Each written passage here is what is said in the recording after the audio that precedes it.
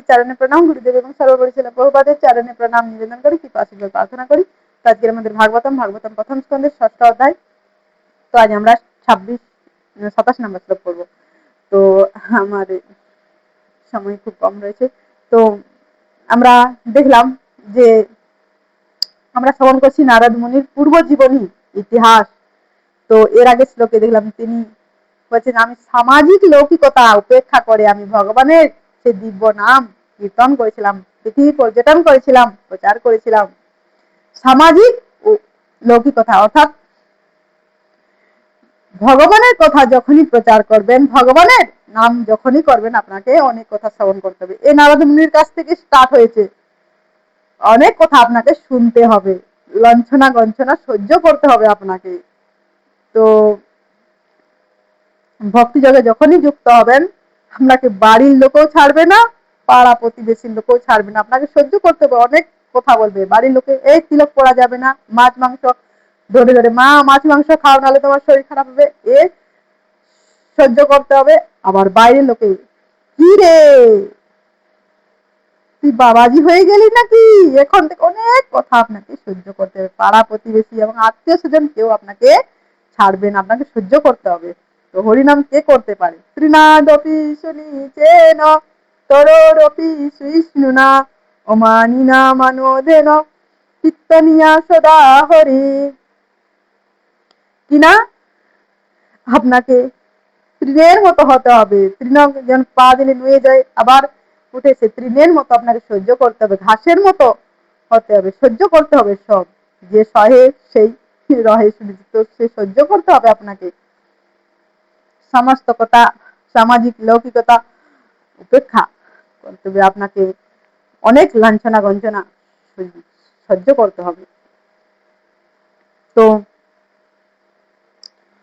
এই মনুষ্য জীবনটা কিনা আহেস উপভোগ করার জন্য না, এই মনুষ্য জীবনটা ভগবানের সেবায় যুক্ত হওয়ার জন্য। তো আপনাকে অনেক কথা বলবে, কিন্তু আপনাকে ভগবানের সেবায় যুক্ত হতে হবে। মনুষ্য জীবনটা অতি দুর্লভ, সুদুর্লভ। তো ঋষভদেব তিনি তার 100 পুত্রকে ডেকে তিনি বলছেন, বসো। এই মনুষ্য জীবনটা কিসের জন্য? এই মনুষ্য জীবনটা তপস্যা করার জন্য। এই সুখ ভোগ কিনা কুকুর বেড়াল পশুরাও করে, তাই এই মনুষ্য জীবনের সুখ ভোগ করার জন্য এত খাটাখাটনির প্রয়োজন নেই। কেমত হরিসেবায় যুক্ত হয়।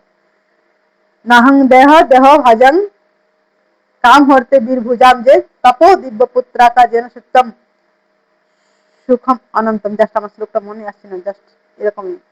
তো এই মনুষ্য জীবনটা কিনা ভগবানের সেবার জন্য, তপস্যা করার জন্য, এই সুখ ভোগ করার জন্য নয়। অনেক খাটাখাটনি করে সুখ ভোগ করবো, এরকম কুকুরবেলা এমনিই করে, খাটাখাটনি করতে হয় না, তারাও সে খাচ্ছে যাচ্ছে ঘুমাচ্ছে, তাদেরকে খাটতে হয় না। তো এই মনুষ্য জীবনটা। তো আমরা শ্লোকে আসি, আমাদের সময় চলে যাচ্ছে। তো শ্লোক নাম্বার 17 আপনারা, সরি 27 আপনারা দেখুন। এবং কৃষ্ণমতে ব্রহ্মণ না আসক্তস্য অমলাত্মনা কাল পদুরভত কালে তরিত সোদামহি যথা। আরেকবার শ্লোকটা পড়ি। এবং কৃষ্ণ মতে ব্রহ্মণ না আসক্তস্য অমলাত্মনা কাল পদুরভত কালে তরিত সোদময়ী যথা। অনুবাদ: যে ব্রাহ্মণ ব্যাসদেব, আমি যখন শ্রীকৃষ্ণের চিন্তায় সম্পূর্ণরূপে মগ্ন হয়েছিলাম, তখন আমার আর কোনো আসক্তি ছিল না। সব রকমের জড় কলুষ থেকে সম্পূর্ণরূপে মুক্ত হয়ে আমার মৃত্যু হয়েছিল, ঠিক যেভাবে তড়িৎ এবং আলোক যুগপৎ ভাবে দেখা যায়। তো তিনি বলেন, হে ব্রাহ্মণ, হে ব্যাসদেব, তো